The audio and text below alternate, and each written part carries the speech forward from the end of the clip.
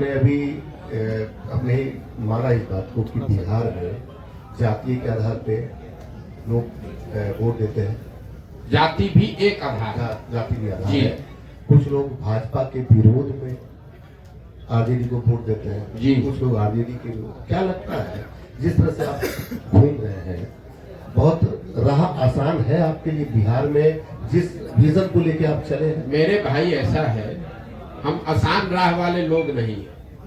2010-11 में हम अगर दरभंगा में आकर आपको ये बताते कि मैं कोई चुनाव प्रबंधन रणनीतिकार के तौर पर काम शुरू कर रहा हूं, जिसमें देश भर के दल और नेता हमसे आकर सलाह, हम जैसे लोगों से आकर सलाह लेंगे और अपना चुनाव लड़ेंगे और चुनाव हराया जिताया जा सकता है, तो पत्रकार के नाते या नागरिक होने के नाते आप क्या करते? हंसते या फिर कहते अच्छा करके देखिए, इससे तो कुछ हो नहीं सकता है। जो पहले से नेता है वो आपसे सलाह क्यों लेगा? लेकिन 10 वर्ष में उस चीज को हमने प्रमाणिक तौर पे करके दिखाया। मान लीजिए कि हमने भाजपा की मदद की, वो जीते। कुछ लोगों ने माना हाँ भाई इनमें दम है, कुछ लोगों ने कहा भाई इनका क्या था, वो तो मोदी जी का दम था। फिर जब 2015 में भाजपा को यहाँ हरा दिया तो कुछ और लोगों ने माना कि नहीं भाई कुछ तो ये लड़का जरूर जानता है। लेकिन कई लोगों ने कहा भाई इसमें इनका क्या है, तो लालू नीतीश का करिश्मा था। फिर जाके पंजाब जीते तो लोगों ने कहा ना भाई कुछ तो जरूर जानता होगा, तभी पंजाब भी जीत गया। तेलंगाना जीते, आंध्रा जीते, तमिलनाडु जीते, महाराष्ट्र जीते, दिल्ली जीते, वेस्ट बंगाल जीते। तब न लोग मान रहे हैं कि भैया इनको चुनाव लड़ाने आता है। एक दिन में तो आप माने नहीं है। तो वैसे ही अगर आज हम चल रहे हैं तो स्वाभाविक तौर पर लोगों को यही लगेगा कि बड़ा कठिन है, और कठिन है इसीलिए हमको करना है।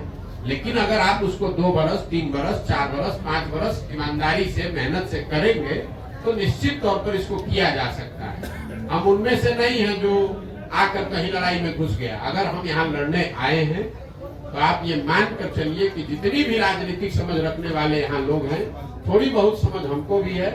आप ये मान कर चलिए कि इसके जीतने का पूरा खाका हम बनाकर आए होंगे। हम उनमें से नहीं है जो आगे आ वैसे घूमने लगे। इतना तो आप भी जान रहे हैं। हमको इतना हमको आप होशियार नहीं मानिए, लेकिन बेवकूफ तो बहुत कम लोग कहेगा कि प्रशांत किशोर बेवकूफ है। अगर बेवकूफ कहे भी तो कोई दिक्कत नहीं है। हमें इस बात की समझ है कि बिहार में ये कितनी बड़ी चुनौती है, लेकिन हमें इस बात की भी समझ है कि बड़ी चुनौती है, लेकिन फिर भी इसको किया जा सकता है, इसीलिए कर रहे हैं। अगर आपको कठिन काम करना है, इसीलिए तो इतना कठिन प्रयास कर रहे हैं। जितना आप कह रहे हैं कि कोई नहीं कर पाया, तो किसी ने पिछले 75 साल में बिहार में इस तरह का प्रयास भी नहीं किया है, किसी ने अपनी इतनी मेहनत भी नहीं की है। तो हमको मालूम है कि कठिन काम है, इसलिए ज्यादा मेहनत करना पड़ेगा।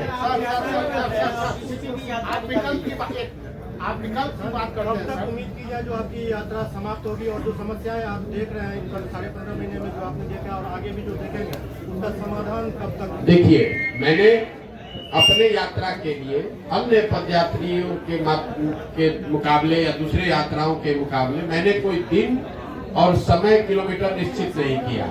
मेरा संकल्प है कि मुझे पूरा बिहार करना है। करने में 1 बरस लगे या 3 बरस लगे, हम उसको ईमानदारी से कर रहे हैं।